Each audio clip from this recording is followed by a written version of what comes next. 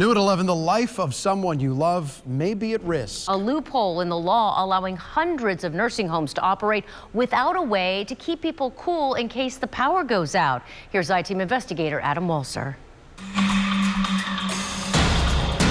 Heartbreaking images from Hollywood, Florida.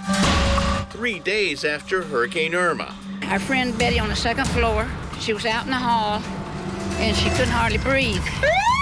Emergency workers scrambled to evacuate residents from a sweltering nursing home still without power. 8 patients are now confirmed dead. That number later grew to 12. And in Pinellas County, St. Mark's Assisted Living Center in Palm Harbor lost power for days after Irma. I think it was probably in the upper 80s. Rob Shaw's father, Jack, lived there.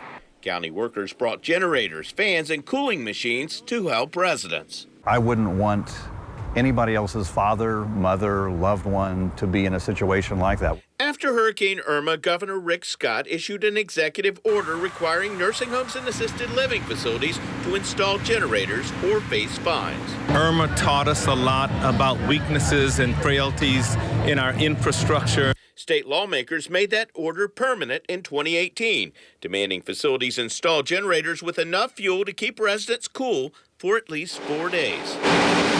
Adam Montella, who previously worked for FEMA and the American Red Cross, says generators can mean the difference between life and death. Think of a powerless situation like in Michael or in Irma, when there's no power for 30, 40 days. But the I-Team uncovered more than 1,000 elder care facilities in Florida still don't have the equipment to keep residents cool during the next big storm. In the Bay Area, 125 nursing homes and 160 assisted living facilities don't have approved permanent generators in place, according to the state. Many of these facilities avoided fines by receiving state-approved extensions, blaming installation delays or financial hardships. So I don't really buy the, oh my gosh, we haven't had time or we don't have the money. A lot of families pay a lot of money to provide for their family members in these places. Consulate Healthcare, one of Florida's largest nursing home operators, has received multiple extensions for all 77 of its Florida nursing homes. 22 of those with 2,500 patients are in the Bay Area.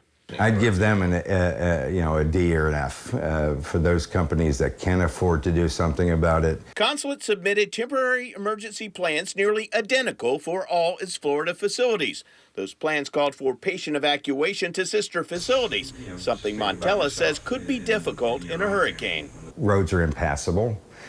We have standing water or floodwaters. We have power lines down still. The plans also call for generator rentals from a single company ahead of storms. Consulate included the same reservation agreement with this Tampa rental company and all of its emergency plans that included 4 facilities in Fort Myers, West Palm Beach, and even Tallahassee.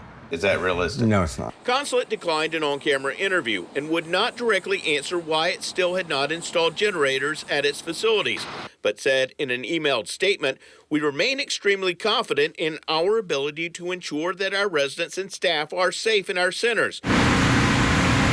Rob Shaw's father died last October. His facility installed a generator shortly before his death. But Shaw says he worries about those living at facilities without generators. That we're going to have another hurricane come through.